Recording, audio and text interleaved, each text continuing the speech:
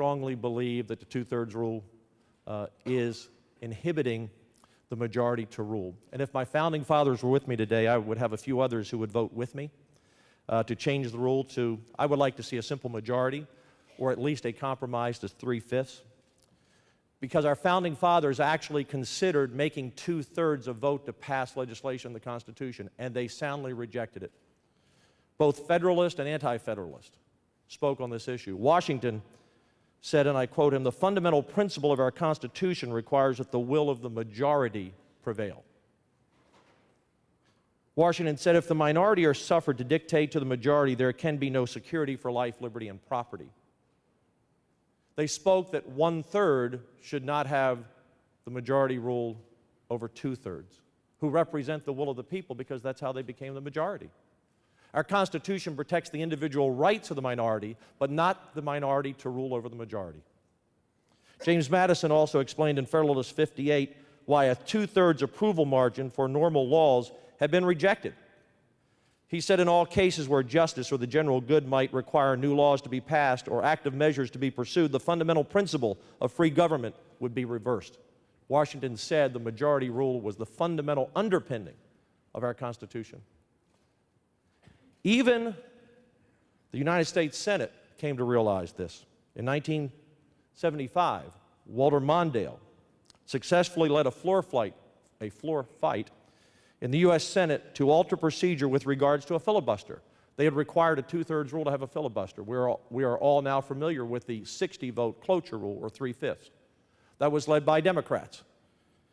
In fact, quoting Ted Kennedy, he said, "By what logic can the Senate of 1917 rule today?" And I simply say that the 2/3 rule, as I said 4 years ago when I first spoke on this rule, was really a rule for one party, when it was all Democrats primarily, to decide how they bring a bill to the floor. It's really not a rule for two parties. I think the majority have spoken, the people of Texas have spoken, but also you have spoken. I do not have the votes to change the rule, but I know I don't stand alone. I stand on the shoulders of our founding fathers, and I know some of you on this floor join me.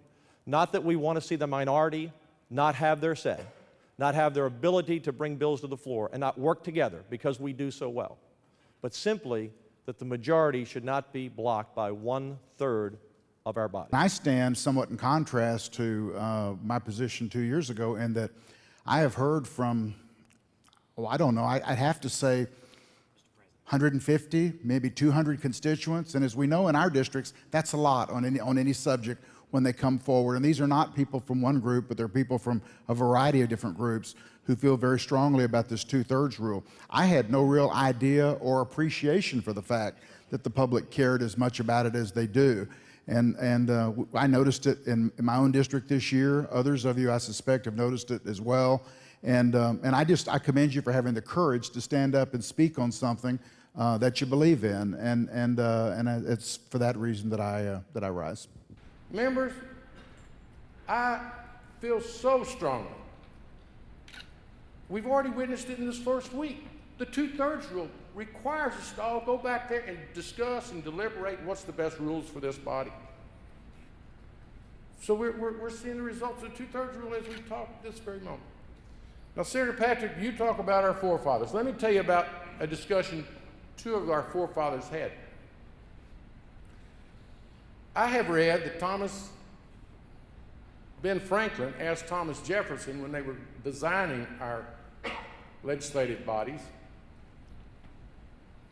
"You've come up with a House of Representatives for the federal government. Why do you need a Senate? Why do you need a Senate? We're in good shape. We've got a House going to represent people closest to the people." Thomas Jefferson told him, "Mr. Franklin, it's the same reason you pour your coffee in your saucer before you drink it." Now, I don't know if any of y'all have ever seen one do it. They did it pretty regularly when I was growing up near Whitney. Old timers would pour their coffee in their saucer. So Thomas Jefferson said that's the same reason we need a Senate, to cool things down, to be cautious.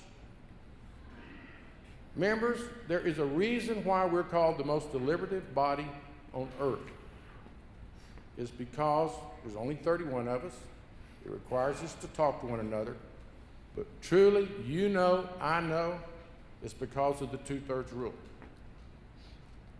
I want to thank you this morning for protecting this most deliberative body on earth by maintaining the 2/3 rule. It's going to require, Senator Rodriguez, you haven't had the honor yet, but shortly you'll see members walking around, and Senator Birdwell, with this tally sheet.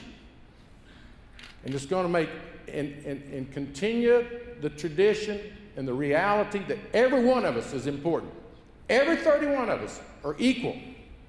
And we're not going to get to 16 members and say, I got my votes, Mr. Lieutenant Governor, recognize me.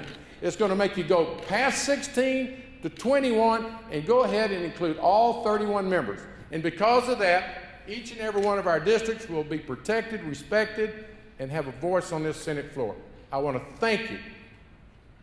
We don't want to go to a simple majority or any other equation like our good friends over in the House. They fight like the devil to get to 76, and then they move on. Mr. President, thank you for allowing me to speak, and I want to thank my colleagues for protecting this most deliberative body by maintaining the 2/3 rule.